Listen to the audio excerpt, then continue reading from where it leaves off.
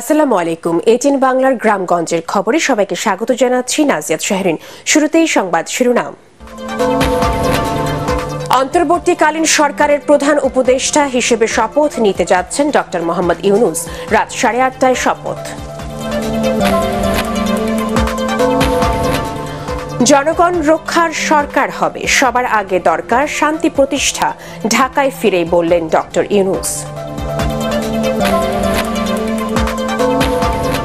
পুলিশের কর্মবিরতির কারণে সারা দেশের শহরগুলোতে ট্রাফিক ব্যবস্থা নিয়ন্ত্রণ ও পরিষ্কার পরিচ্ছন্নতা অভিযান পরিচালনা করছেন শিক্ষার্থীরা। শুনছিলেন সংবাদ শিরোনাম, এবারে বিস্তারিত। অন্তর্বর্তীকালীন সরকারের প্রধান উপদেষ্টা হিসেবে শপথ নিতে যাচ্ছেন নোবেলজয়ী ডক্টর মোহাম্মদ ইউনূস। রাত 8:30টায় বঙ্গভবনে দরবার হলে তাকে শপথ বাক্য পাঠ করাবেন রাষ্ট্রপতি মোহাম্মদ শাহাবুদ্দিন। এ সময় উপদেষ্টা মণ্ডলীর আরও 15 জন সদস্য শপথ বাক্য পাঠ করবেন। গত মঙ্গলবার রাতে বঙ্গভবনে রাষ্ট্রপতি মোহাম্মদ শাহাবুদ্দিনের সঙ্গে 3 বাহিনীর প্রধানেরা ও বৈষম্য বিরোধী ছাত্র আন্দোলনের সমন্বয়কদের বৈঠকে অধ্যাপক ইউনূসকে অন্তর্বর্তীকালীন সরকার প্রধান উপদেষ্টা করার সিদ্ধান্ত হয়।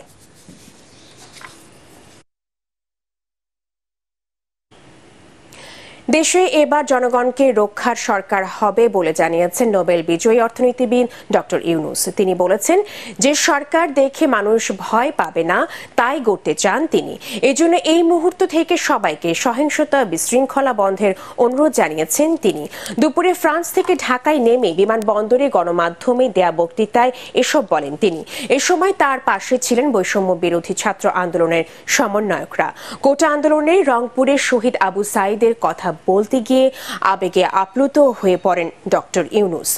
পুরনো নয়, নতুনদের নিয়ে দেশ গড়ার কথাও বলেন অন্তর্বর্তীকালীন সরকারের প্রধান উপদেষ্টার দায়িত্ব নিতে যাওয়া ডক্টর ইউনূস।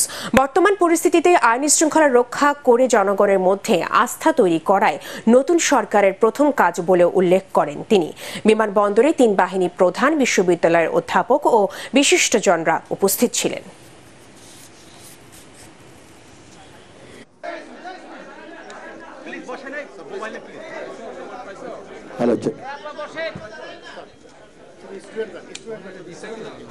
এরা এই দেশকে রক্ষা করেছে, এই দেশকে নতুনভাবে পুনর্জন্ম দিয়েছে এবং এই পুনর্জন্মে যে বাংলাদেশ পেলাম সে বাংলাদেশ যেন অত্যন্ত দ্রুত গতিতে এগিয়ে চলতে পারে, সেটাই হলো আমাদের শপথ।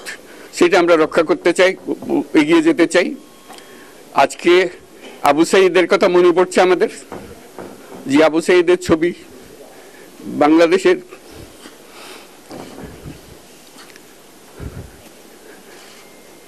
প্রতিটি মানুষের মনে গেঁথে আছে, এটা কেউ বলতে পারবে না। কি অবিশ্বাস্য একটা সাহসী যুবক, বন্দুকের সামনে দাঁড়িয়ে আছে এবং তারপরে থেকে কোন যুবক, কোন যুবতী আর হার মানে নাই, সামনে গিয়ে গেছে এবং বলছি যত গুলি মারো, মারতে পারো, আমরা আছি। তো যার কারণে এটা সারা বাংলাদেশ জুড়ে এই আন্দোলন ছড়িয়ে গেছে এবং যার কারণে বাংলাদেশ এই দ্বিতীয়বার স্বাধীনতা অর্জন করলো। এই স্বাধীনতাটা আমাদেরকে রক্ষা করতেই হবে, শুধু রক্ষা করা নয়, এই স্বাধীনতার সুফল প্রতিটি মানুষের ঘরে পৌঁছাতে হবে, তা না হলে এই স্বাধীনতার কোনো দাম নাই। এই স্বাধীনতাটাকে পৌঁছানো হলে আমাদের শপথ, আমাদের যে প্রতিজ্ঞা যে আমাদেরকে এটা করতে হবে, ঘরে ঘরে পৌঁছাতে হবে। মানুষ যেন জানে যে বাংলাদেশ স্বাধীন হওয়ার অর্থ হলো তার নিজের পরিবর্তন, ব্যক্তির পরিবর্তন, সুযোগের পরিবর্তন, তার ছেলে মেয়ের ভবিষ্যতের পরিবর্তন। এটা যেন প্রত্যেকে বুঝে নেয় এবং আজকে তরুণ সমাজকে বোঝানো যে এই দেশ এটা তোমাদের হাতে, তোমরা এটাকে তোমাদের মনের মতো করে গড়ে তুলবে। তোমরা যেভাবে স্বাধীন করতে পেরেছো, তোমরা এটাকে তোমাদের মনের মতো করে গড়তেও পারবে এবং তোমাদের দেখে সারা দুনিয়া শিখবে কিভাবে একটা দেশ, একটা তরুণ সমাজ গ্রহণ করতে পারে এবং তাকে পাল্টে ফেলতে পারে। তাদেরকে আমি বারে বারে এমনি উপদেশ দিই যে পুরনোদেরকে বাদ দাও, তাদের এই পুরনো চিন্তা দিয়ে এটার মুক্তি আমাদের হবে না, করি সারা দুনিয়ার মধ্যে এটা হবে না। এটা শুধু বাংলাদেশের কথা না, সারা দুনিয়াকে জুড়ে কথা বলছি। তোমাদের মধ্যে যে শক্তি আছে, যে ক্রিয়েটিভিটি আছে, সৃজনশীলতা আছে, সেই সৃজনশীলতাকে কাজে লাগাতে হবে। এটা শুধু বই খাতাতে লেখার জিনিস না, এটাকে প্রকাশ করার জিনিস, স্থাপন করার জিনিস, সেটা করা। এটা আমরা এই আজকে আমাদের পুরো কাজটা হলো, দায়িত্বটা হলো তারা যেটা অর্জন করে নিয়ে এসছে এখন তাদেরকে দিয়ে এটাকে করিয়ে দেওয়া, আমাদের সমস্ত কাঠামোগুলো পরিষ্কার করে দেওয়া। সরকার বলে একটা জিনিস আছে, কিন্তু মানুষের কোনো আস্থা নেই। মানুষ মনে করে সরকার একটা দমন পীড়নের একটা যন্ত্র, যেখানে পায় যেখানে সুযোগ পায় তার একটা কষ্ট দেওয়া, তার থেকে নিংড়ে দেওয়া, যে সকল স্তরে। এটা হলো তার থেকে কেমন ভাবে সামাল দিতে হবে তাকে, এটা ভয়ের একটা জিনিস, তাকে সামাল দিয়ে চলা, এটা হলো সরকার। এটা সরকার হতে পারে না। সরকারকে দেখে মানুষের বুক ফুলে উঠবে যে আমাকে সাহায্য করবে, আমাকে রক্ষা করবে, আমার সরকার আমার জন্য দাঁড়াবে। সরকার তার জন্য দাঁড়ায় না কোনো সময়। যে সরকার হবে সেই সরকার মানুষকে রক্ষা করবে, মানুষের আস্থাভাজন হবে। এটা কেউ জোর করে তাকে বলার যে নেওয়ার ভালো আছে, এটা না। এদিকে অন্তর্বর্তীকালীন সরকারের প্রধান হিসেবে মনোনীত নোবেল জয়ী অর্থনীতিবিদ ডক্টর মোহাম্মদ ইউনূসের সরকারি বাসভবন হিসেবে রাষ্ট্রীয় অতিথি ভবন যমুনাকে প্রস্তুত করা হচ্ছে। সেখানকার খবর জানাচ্ছেন শেরফুল আলম। তত্ত্বাবধায়ক সরকারের প্রধান উপদেষ্টা ডক্টর মোহাম্মদ ইউনূসের থাকার জন্য রাষ্ট্রীয় অতিথি ভবন যমুনাকে তৈরি করা হয়েছে।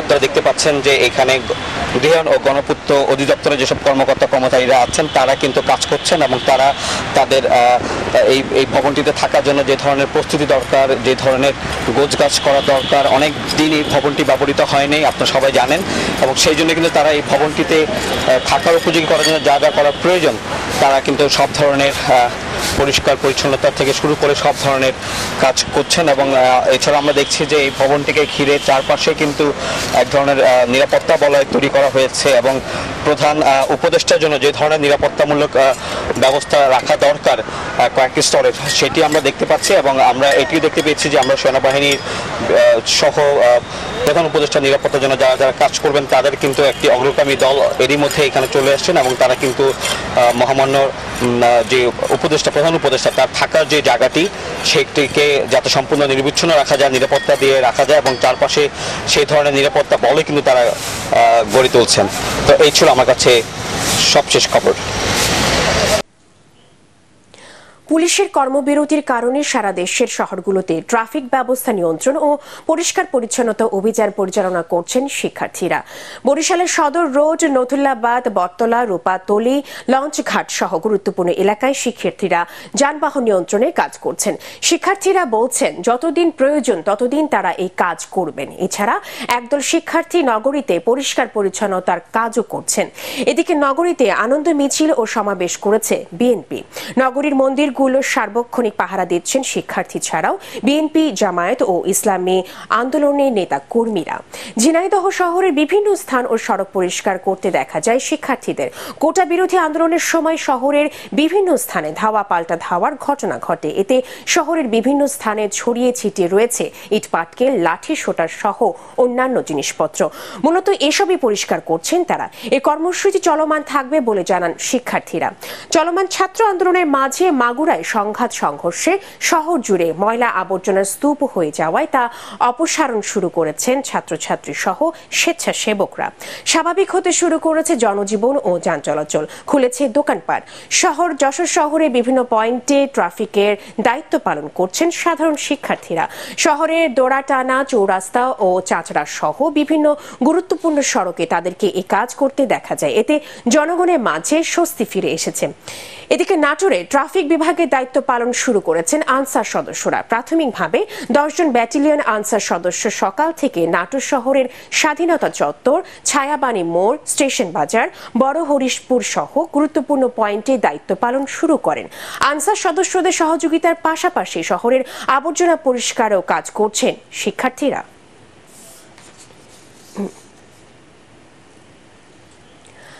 গাজীপুর জেলা কারাগারে বন্দীদের সাথে কারারক্ষীদের সংঘর্ষ হয়েছে। এতে 13 বন্দী ও 3 কারারক্ষী সহ মোট 16 জন আহত হয়েছে।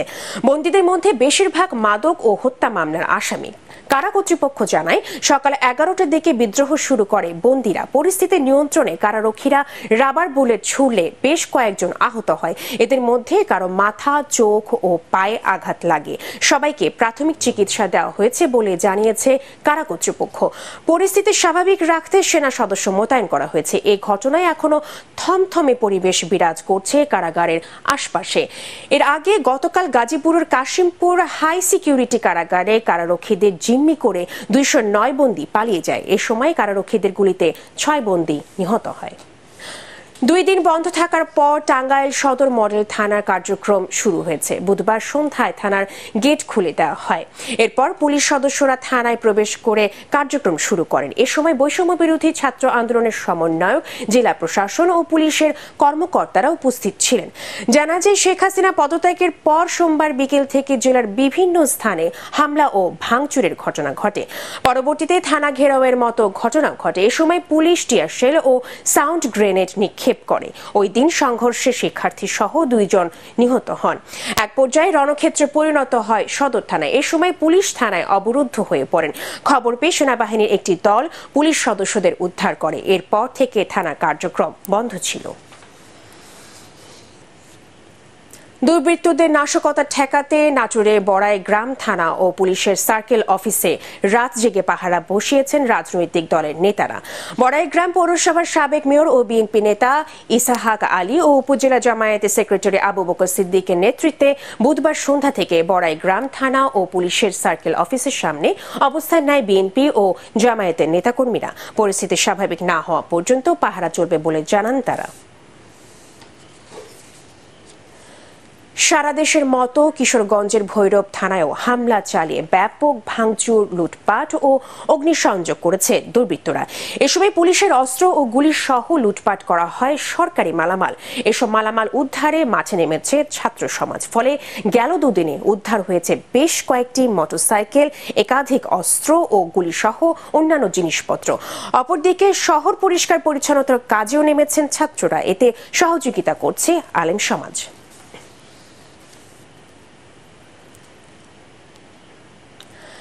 দীর্ঘ 15 বছর পর নাটোর শহরের প্রেস ক্লাব চত্বরে সমাবেশ করেছে বিএনপি। সকাল থেকেই দলে দলে নেতাকর্মীরা সেখানে সমাবেত হন। সমাবেশে বক্তব্য রাখেন বিএনপি চেয়ারপারসন উপদেষ্টা সাবেক মন্ত্রী রুহুল কুদ্দুস তালুকদার দুলু। সদ্য নির্যাতনের শিকার জেলা বিএনপি ভারপ্রাপ্ত আহ্বায়ক শহীদুল ইসলাম বাচ্চু সভাপতিত্বে সমাবেশে বক্তব্য রাখেন রুহুল কুদ্দুস তালুকদার দুলুর সহধর্মিনী বিএনপি নেত্রী সাবিনা ইয়াসমিন ছবি। বৈষম্য বিরোধী ছাত্র আন্দোলনের স্থানীয় সমন্বয়ক, ঢাকা বিশ্ববিদ্যালয়ের ছাত্র জনি প্রাং, বিএনপি জাতীয় নির্বাহী কমিটির সদস্য গাজী গোলাম মোর্শেদ, জেলা বিএনপি সদস্য সচিব রহিম নেওয়াজ ও যুগ্ম আহ্বায়ক দেওয়ান শাহিন সহ অন্যান্য নেতারা। দুর্যোগপূর্ণ আবহাওয়া উপেক্ষা করে এ সময় বিএনপি চেয়ারপারসনের উপদেষ্টা দুলু ছাত্র জনতার প্রতি কৃতজ্ঞতা জানিয়ে এই পরিস্থিতি মোকাবেলায় সবাইকে শান্ত থাকার আহ্বান জানান। একই সাথে ছাত্র জনতা সহ গত 15 বছরের গণহত্যার জন্য আওয়ামী লীগকে নিষিদ্ধ করে বিচারের দাবি জানান।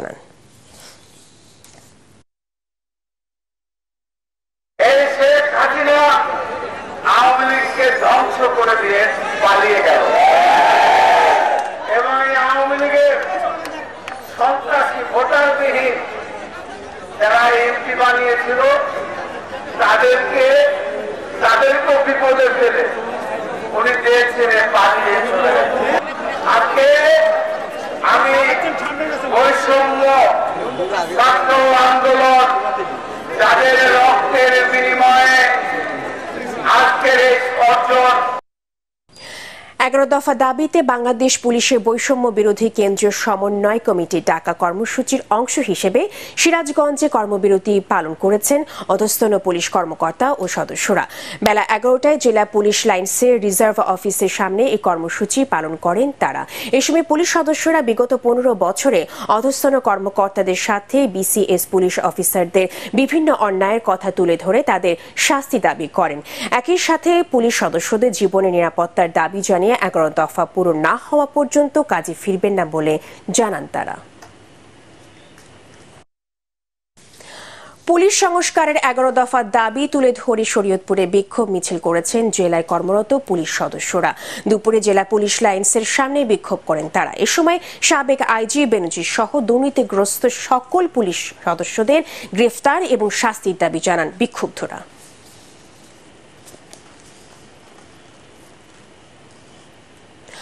ময়মনসিংহে গুমের শিকার ব্যক্তিদেরকে পরিবারের কাছে ফিরিয়ে দেওয়ার দাবিতে মানববন্ধন কর্মসূচি পালিত হয়েছে। সকালে অধিকার নামে একটি সংগঠনের ব্যানারে প্রেস ক্লাবের সামনে এই কর্মসূচি পালন করা হয়। এ সময় অন্যান্যের মধ্যে বক্তব্য রাখেন ময়মনসিংহ জেলা আইনজীবী সমিতির সাবেক সভাপতি অ্যাডভোকেট নুরুল হক, সাংবাদিক ইউনিয়ন ময়মনসিংহের সভাপতি এম আইয়ুব আলী, সাধারণ সম্পাদক সাইফুল ইসলাম, অধিকারের জেলা সমন্বয়ক আব্দুল কাইয়ুম ও অ্যাডভোকেট আব্দুল করিম চৌধুরী সহ আইনজীবী নেতারা। বক্তারা গুম ও বিচার বহির্ভূত হত্যাকাণ্ড সহ সকল মানবাধিকার লঙ্ঘনের সাথে জড়িত ব্যক্তিদের বিচার দাবি করেন। শান্তি শৃঙ্খলা ও জনমনে স্বস্তি ফেরাতে যশোরের সর্বস্তরের জনগণের অংশগ্রহণে সম্প্রীতি র্যালি অনুষ্ঠিত হয়েছে। দুপুরে জেলা প্রশাসনের আয়োজনে কালেক্টরের চত্বর থেকে র্যালিটি বের হয়। র্যালির নেতৃত্ব দেন জেলা প্রশাসক আবরাউল হাসান। বৈষম্য বিরোধী ছাত্র জনতা সহ বিভিন্ন শ্রেণী পেশার মানুষ র্যালিতে অংশ নেন।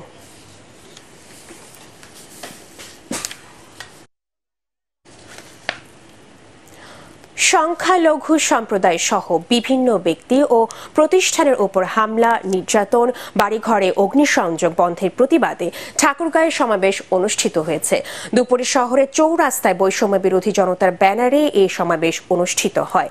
সমাবেশে বক্তারা বলেন, ছাত্রদের প্রতিরোধে আওয়ামী লীগ সরকারের পতনের পর একটি স্বার্থান্বেষী মহল সংখ্যালঘু সম্প্রদায় সহ বিভিন্ন ব্যক্তি, প্রতিষ্ঠান ও বাড়িঘরে অগ্নিসংযোগ ও লুটপাট করছে।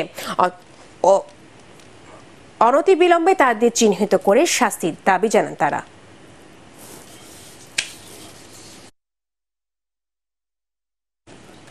জামায়াত বিএনপি নেতাদের সহযোগিতার 2 দিন বন্ধ থাকার পর নড়াইলের সবচেয়ে বড় বাণিজ্যিক এলাকার ব্যবসা প্রতিষ্ঠানগুলো খুলে দেওয়া হয়েছে। দুপুরে রূপগঞ্জ বাজারে জেলা বিএনপির সহসভাপতি জুলফিকার আলী ও জেলা জামায়াতের আমির আতাউর রহমান বাচ্চুর নেতৃত্বে শতাধিক নেতাকর্মী হিন্দু সম্প্রদায় সহ সকল ব্যবসায়ীদের দোকানপাট খুলে দেন। এ সময় ব্যবসায়ীরা সন্তোষ প্রকাশ করে সকলের সহযোগিতা কামনা করেন। শেখ হাসিনা দেশ ত্যাগের পর থেকে নিরাপত্তা না থাকায় ব্যবসায়ীরা তাদের ব্যবসা প্রতিষ্ঠান বন্ধ রেখেছিলেন। ময়মনসিংহের বিভিন্ন মন্দির, উপাসনালয় ও গুরুত্বপূর্ণ স্থাপনা নিরাপত্তায় সার্বক্ষণিক নজরদারি করছেন বিএনপি ও যুবদল নেতারা। দুপুরে বিএনপি ও অঙ্গ সংগঠনের নেতারা দুর্গাবাড়ি মন্দির, দশভুজা মন্দির, অনুকূল ঠাকুরের মন্দির, 18 বাড়ি সার্বজনীন দুর্গা মন্দির পরিদর্শন করেন এবং হিন্দু ধর্মাবলম্বীদের খোঁজ খবর নেন। এ সময় বিএনপির সহ সাংগঠনিক সম্পাদক আবু ওয়াহাব আকন্দ, দক্ষিণ জেলা বিএনপি সিনিয়র যুগ্ম আহ্বায়ক জাকির হোসেন বাবলু ও জেলা যুব দলের সভাপতি রকুনুজ্জামান রকুন উপস্থিত ছিলেন। দুর্বৃত্তরা যেন দেশের সাম্প্রদায়িক সম্প্রীতি বিনষ্ট বা রাষ্ট্রীয় সম্পদ ধ্বংস করতে না পারে তা আমাদেরকে নিশ্চিত করতে হবে। দেশ আমাদের, দেশের সম্পদও আমাদের। নিজে সতর্ক থাকুন, অন্যকে সচেতন করুন। পরবর্তী সংবাদ দেখার আমন্ত্রণ জানিয়ে এখনকার মতো শেষ করছি গ্রামগঞ্জের খবর। 18 বাংলা সংবাদ ইউটিউবে দেখতে ব্রাউজ করুন youtube/18 বাংলা নিউজ। ধন্যবাদ সবাইকে।